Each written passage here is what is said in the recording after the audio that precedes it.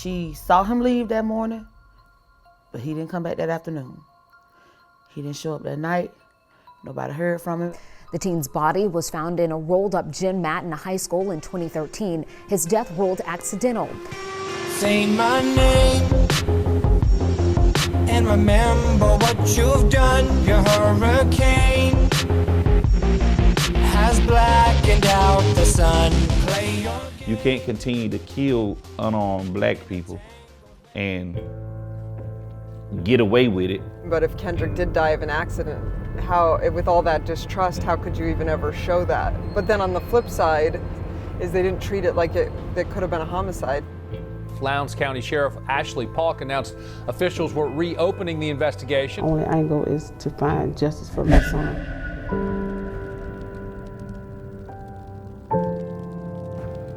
You can just tell death had come through our family, and it just settled. One thing I really wanted to do was talk more with Dr. Anderson about what might have happened to Kendrick Johnson. So we really started to get into the details of what might have happened, why it happened, and what those results mean. Have you heard of that happening in other cases where a sheriff comes in and says it was an accident that soon without looking at all the information? Well, of course, the most recent one was the press release in the George Floyd case. It was released.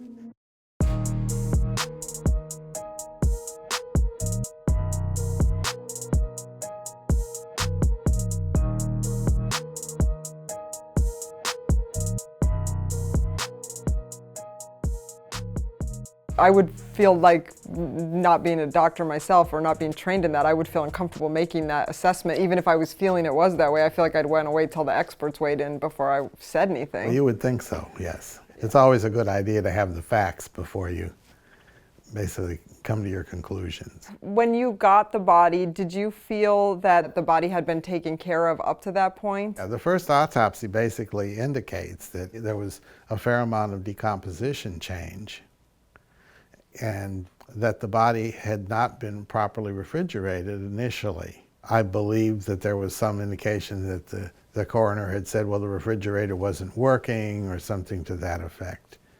But normally in a situation like that, the coroner would call one of the local funeral homes, which also all have coolers, and basically have the body taken to one of them so it can be properly preserved. But it clearly was not properly preserved for several days. And that's why you had some of the decomposition change.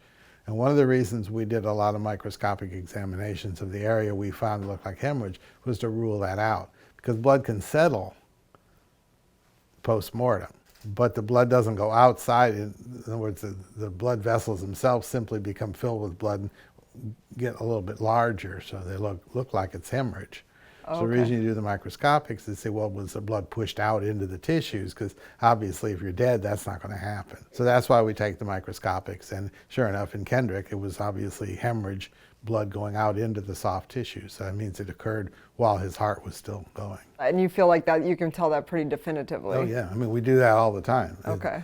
Post-mortem versus antemortem injuries. If the medical examiner can't tell that, or that's not reliable, I mean, there's a lot of people in jail that are based on analysis of injuries just that the state has prosecuted based on things like that. Was this before death or after death? It's usually accepted all the time, except when it's inconvenient to somebody that suddenly that doesn't, it's not reliable in this case, but every other case it is. So no, that's nonsense. The original medical examiner had weighed the lungs and they were still of a normal weight, is that correct? Yeah, and that's one of the reasons, actually, that was probably the big reason, other than the fact that it seemed like a very improbable event that head down into a standing up gym mat. Even at that, it still seemed improbable.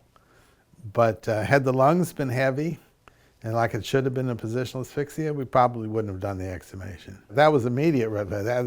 That meant that it could not be possibly positional asphyxia. You'd have to come up with some other cause of death if your primary diagnostic criteria for making the diagnosis is heavy lungs, and you don't have heavy lungs, well, you have a problem of using that as a diagnosis.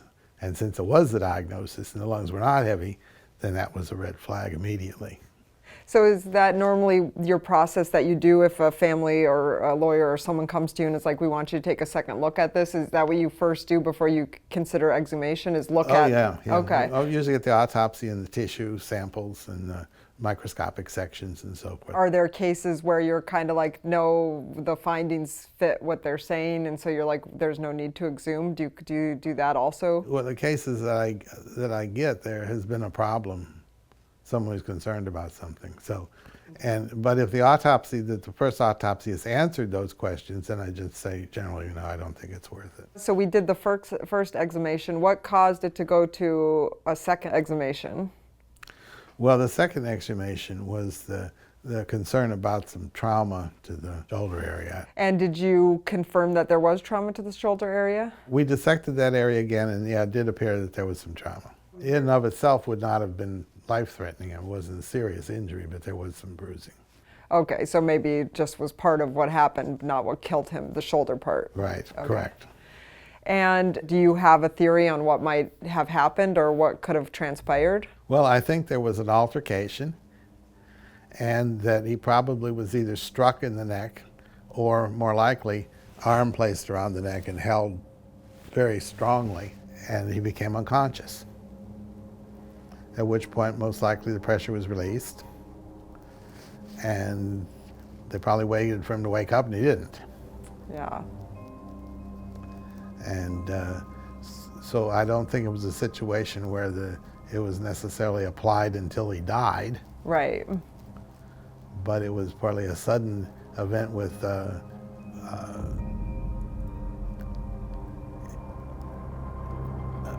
adverse outcome, shall we say. Mm-hmm. And so did you then interpret the fact that he was put into the gym mat to be maybe somebody trying to cover up what they had done? Yeah, I think so. And then he was rolled in the gym mat, which would explain his position at the bottom. And then he was discovered the next morning. Mm-hmm. And what sort of contact, when you're doing these cases, do you have with the family? Do you have any contact, or they just talk to you through their lawyer, or how does that even work? The family had come down, because they were not allowed into where you did the autopsy, obviously. Of course. But yeah, essentially I didn't have a whole lot of communication with them, mostly through the attorney. Mm-hmm. That's a potential area where you could be biased. Of course. This is the family. So as a scientist, you want to remove as many extraneous biases as possible, so you can keep it as objective as possible. Yeah. And you got to always recognize that the bias might be there, but you got to be, it's like in many medical examiners' offices now around the country, not many, I should say, at least some, who recognize the fact that the pathologist can be influenced by a bunch of detectives standing around at the autopsy telling him, what happened and so forth. So in a number of medical examiners' offices, law enforcement is not allowed in when the medical examiner is doing the autopsy.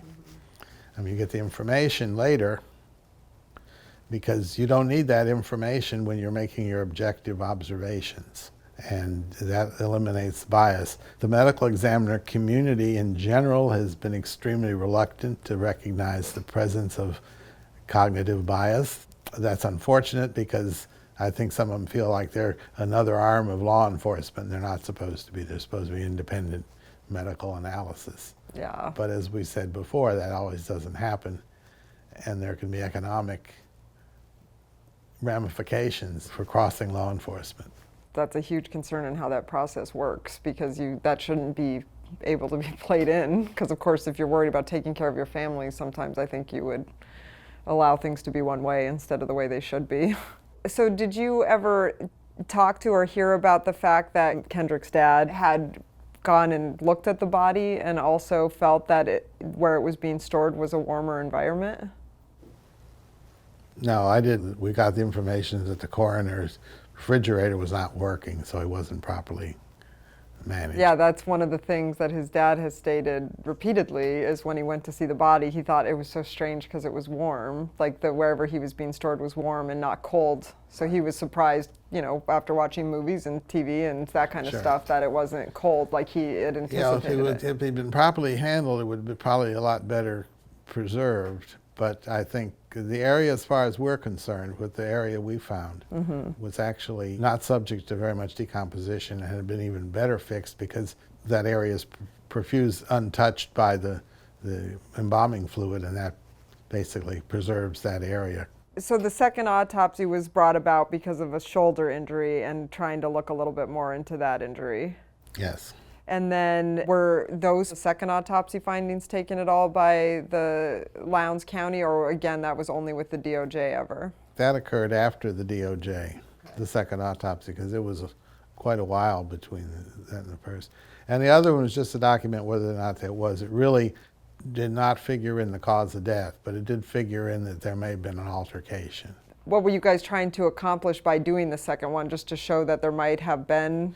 Well, to look at the area. I mean, the question was it severe trauma and so forth? Okay. And when normally, really, the first autopsy, we'd pretty much looked at the area and didn't think it was very significant. And with the second autopsy, I mean, we found that there was trauma, but it wasn't significant. It in of itself wouldn't have done anything. But we still have the major cause of death, and that is the neck trauma. When we talked to Sheriff Polk, he told us you had found different findings in the second one than you did the first, and it doesn't sound like that's the case at all. It just sounds like you looked further into it. We just looked at that one area. That was all we needed to do. And we'd already dissected the whole area the first autopsy. So none of that was there. We took those tissues and sampled them. The sheriff has not ever communicated with me, so if he has any questions that need to be answered, you know, he has the opportunity to do that rather than just speculate as to what may or may not be the case. When I talked to him, I just assumed that he had spoken to you. That's why I was like, okay, I guess that's interesting that he feels like his first autopsy and his second autopsy contradicted each other. Well, again, that's diversion. It just seems that would be such an easy thing to do, to just call you, Zoom, whatever, send me some stuff over. What are we doing to investigate it if this isn't what we're doing? Like, I don't get that. Why wouldn't you go to the most obvious point and try to figure out what that means? Then what else are they doing? So the Sheriff Polk got 17 boxes of evidence back from the DOJ. One of the things I promised people in this county was that I would look thoroughly into the KJ case and give them my opinion. And people would ask me, you know, during the campaign, said, was it an accident? Was it a murder? I said, I can't give you an opinion until I see every file on it. And of course, recently, you know, December of last year, federal government did release all their files to me. Of course, they came with a, you know, an order that they were sealed, and I can't discuss any particulars in those files, but I'm taking their files, our files, any other criteria on the case, going through it with a fine-tooth comb. It's not going to be an easy process. I mean, there's 17 filing cabinet boxes, and 14 of them are printed material, and the rest is, you know, disc and tower and things like that. 6 to 8 month progress, but you know, at least. But I'm doing it myself with another person that was involved in the case and calling in other people. And so I will give an opinion when I see it, and I don't have a predisposed opinion what it is. You don't ever want to go in a case like that. So, do you think that at least your findings are in those boxes? I would think so. Do you think that since the case has been reopened that information is going to be taken seriously? Well, I don't know. I've still not been contacted. I mean, the best way is to contact the person that did it, the information, and find out. I just wanted to break into the episode really quick and remind everybody to subscribe if you can. You can subscribe right on the website, ashes2ashtv.com. That's spelled ASHESTOASHTV.com. That money just goes right back into helping us try to solve these cases, and believe me, every bit helps. So if you can subscribe, please do. If not, the show is always free. We do this to help get in tips and solve these cases. If you are able to subscribe and you do get discounts on merchandise. You get to see episodes early. You get behind the scenes content. And you get to be part of our private Facebook subscriber group, which gives you a little more access to the crew if you have any questions. And last but not least, you get to see ad-free content. If you're unable to support the show financially, please just share this content. That helps a lot. It helps get more eyes on the show and gives us a better chance of solving these cases. And now, back to the episode. Do you have any confidence that this case will ever come to an acceptable conclusion? I really don't have an opinion one way or another on that. I don't know what they're going to do. All I do know is I've not been contacted yet, and it's been, the first autopsy was done in 2013. Our autopsy was done in 2013. and I've yet to be contacted by anybody in Georgia. So the only times the officials have asked to communicate with you was through the DOJ? Correct. For that half-day meeting After that you the had? DOJ, yeah. Okay. And when you talked to the DOJ, did they seem pretty interested in asking questions? Yeah, but they were interested from the fact that I think they concluded this was not a civil rights violation, so it was not under federal jurisdiction, essentially. Do you feel like civil rights comes into this, or you don't have an opinion on that? Personally, I don't think it's anything to do with civil rights. I think it was a fight and a bad outcome from what normally would not be a fatal injury. If you were going to kill somebody, that a sudden grabbing the neck is not necessarily what you would do. Yeah. But I think when it happened, then Kendrick, for some reasons, heart slowed to the point and it did not restart. Have you seen a lot of hemorrhage damage done to people in your career? Yeah, I've done about 9,000 autopsies now. Yeah, a lot of strangulations and a lot of blunt force to the neck and so forth. Yeah, a lot. Do you feel like doing a thorough autopsy on a body can really provide a lot of the answers to what happened to somebody? Oh, absolutely. And that's why we do it. That's why they have medical examiners finding the information for law enforcement to decide what they're going to pursue a case or not pursue a case. I mean, the medical examiner decides if it's a homicide, accident, natural, suicide, whatever. So, you know, if you call it, as a medical examiner, you call it a natural death, it's probably never going to be prosecuted as a homicide. Yeah. How many of those autopsies would you say you've dealt with positional asphyxia cases? Oh, I've probably had a couple hundred over the years, positional asphyxia, one type or another, entrapment and so forth. Absolutely. When we started this, we were trying to look for positional asphyxia cases where people were upside down. Well, they don't have to be upside down. They can be trapped. People get wedged between the bed and the dresser, so they can't get up, and over a period of sometimes hours and hours before they actually, the muscles get so tired they can't breathe anymore. I don't know if I recognized that it could happen anyway, not just, I kept thinking inverted, but it's not even that. No. Did you think when you look at some of the pictures, you can see that obviously the blood seemed to kind of go into the head and the shoulders? Is that correct? Is that what that discoloration is? Yeah, and part of it's early decomposition too. Yeah, because of probably the heat. But yeah, a lot of it is the post-mortem settling of blood. Okay, so if there's a part hanging down, gravity kind of pushes the blood right, it's down. called livor mortis, and Okay. it's a settling of blood. And yeah, if you happen to be head down, you'll get much more of that in the face and upper torso area. The pictures obviously are jarring because there's decomp, so it does look like more like an Emmett Till situation where he was beat up in the face and stuff, but those discolorations weren't from being, those ones where you see in the face and the chest, that's from the blood though, that's not Correct, from yes. beating or any bruising Correct. that Although way. I think we found that there was one area of trauma. We found at the second exhumation autopsy that was trauma. Okay. But yeah, he wasn't beaten or anything. No. Emmett Till was a 14-year-old boy who lived in Mississippi. On August 28th of 1955, he was badly beaten and then lynched. The reasons white locals took these actions against him were because they claimed he offended a white woman in a grocery store. So they subsequently beat and lynched him. Now, how this relates to the Kendrick Johnson case is many people have put up online Emmett Till's picture juxtaposed with Kendrick Johnson. And I think when you see them side by side, they do both visually appear to be two young men who have been beaten very badly. I think is what we're finding though is the difference between Kendrick Johnson and Emmett Till is Emmett Till was badly beaten amongst the face. And according to the forensic pathologist, it doesn't appear that Kendrick Johnson was beat in the same way.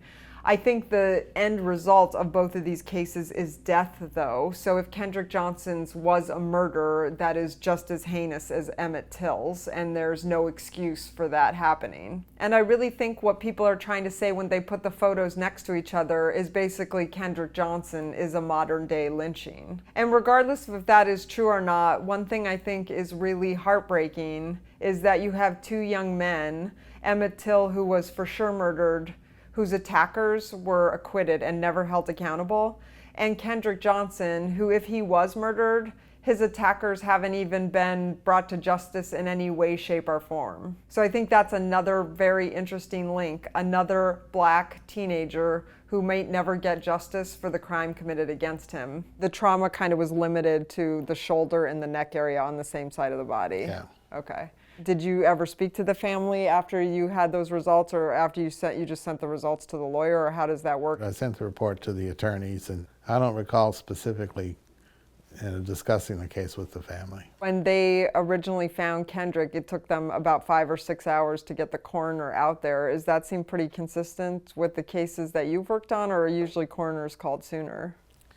Well, since we're not in a coroner's state, we're medical examiners, but the medical examiner by law is required to be notified immediately. That's why I have them on call 24 hours. Probably in the Orlando area, an average response time would be 15-20 minutes to a scene. Okay. Do you have an opinion on, and I don't know how it works in Georgia, but one of the things that I keep hearing on social media was this gap between when they found Kendrick and then when they called the coroner. And it seems like online people are saying that that should have happened much sooner. Is that something that's common, that the coroner's called much sooner, or was, in your opinion, did that seem strange at all, or was just? Well, you've got a crime scene, and the coroner is the coroner, but he does not have the authority to be on the crime scene until the investigators let him be there. Okay. He could have been called earlier, but he could just, all he could have done was sit there and look. Couldn't do anything else, and he was very critical. It was just a turf war, feelings hurt situation, but really, I mean, the law enforcement is in charge, and that you can call the coroner and you tell him when he come on the scene, when he pronounce the person dead, because he cannot contaminate the crime scene. He is not a sworn officer. So, I mean, he has no business on the crime scene until he's allowed there by the authorities. So it doesn't matter what time you call him, really. So that's kind of common. Not really. I mean, what do you think they were hiding from the coroner? I mean, there was nothing to hide from him.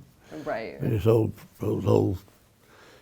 duty is to pronounce the person dead, which was quite obvious when they got there. So did that seem odd to you that he wasn't? Yeah, it seems a long time. Of course, the coroner in that particular situation was not a physician anyway. So just to have him come out really wouldn't be particularly helpful one way or another, because he was not expert in looking at the body and determining anything. If they had the medical examiner out there, that would be a different story. But that's one of the weaknesses of the system.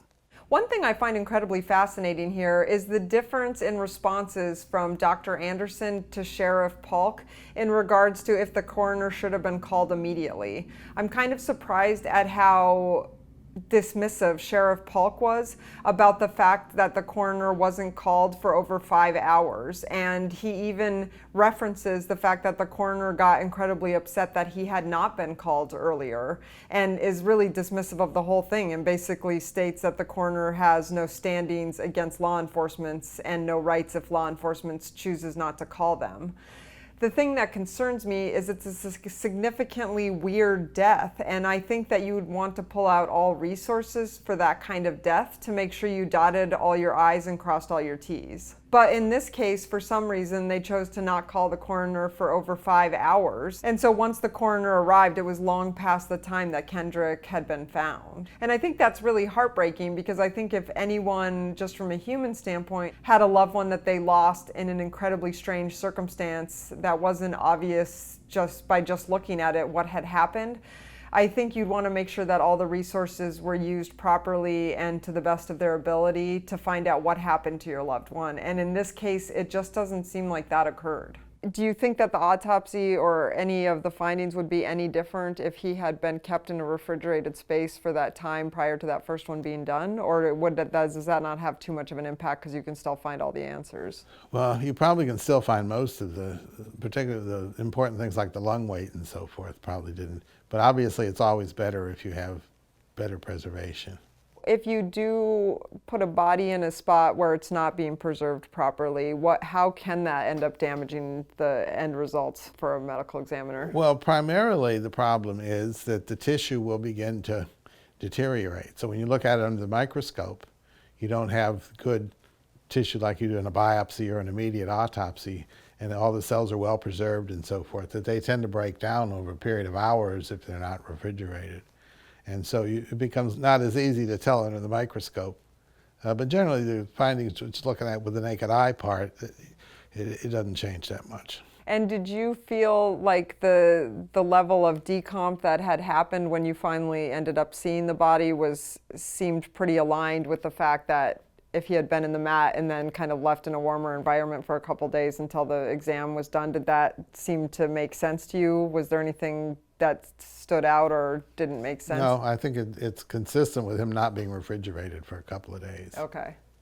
This accident or murder, kind of going back and forth, it's kind of crazy because I feel like it still could have been almost an accidental murder, even if somebody had. Well, that's what I've maintained all along. Right. They didn't mean to kill him, but they did. You know, it happened, and they do prosecute people when that happens. And you have to. I mean, it's unfortunate because no one wants to see everyone's lives ruined. But if you kill But someone, you didn't have to put in the neck hole in the first place. You know, it could be dangerous, obviously. Yeah, yeah. That's kind of a weird part about this is I feel like it still could be an accident, just someone still needs to be held accountable for that. Inadvertent, shall we say, rather than an accident. Inadvertent death. Yeah, exactly. Is there any way that you can tell the time of death when it's that far gone? No. Okay, I didn't think so. All we can say it was sudden. It was sudden, so that's for sure you know. How long does that type of death usually take, like a minute or 10 minutes? A minute or so, probably, yeah. The heart, in other words, the heart immediately stops and it doesn't start. Yeah, so it's kind of, okay. We had heard some rumors that there had maybe been a weight that had been used, like a 50-pound weight. Had you heard anything about that? No, I mean, I suppose a weight could have been dropped on his neck. Anything that would cause that sudden compression could basically result in this. But your kind of thinking on it was that it was most likely an arm.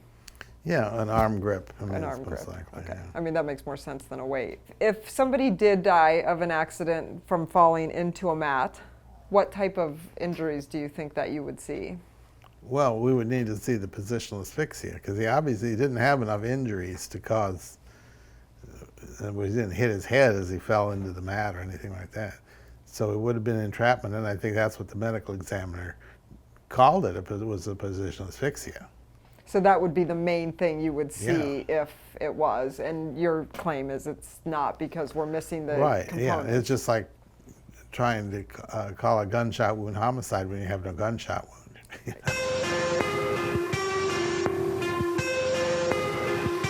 Say my name and remember what you've done. Your hurricane has blackened out the sun. Play your game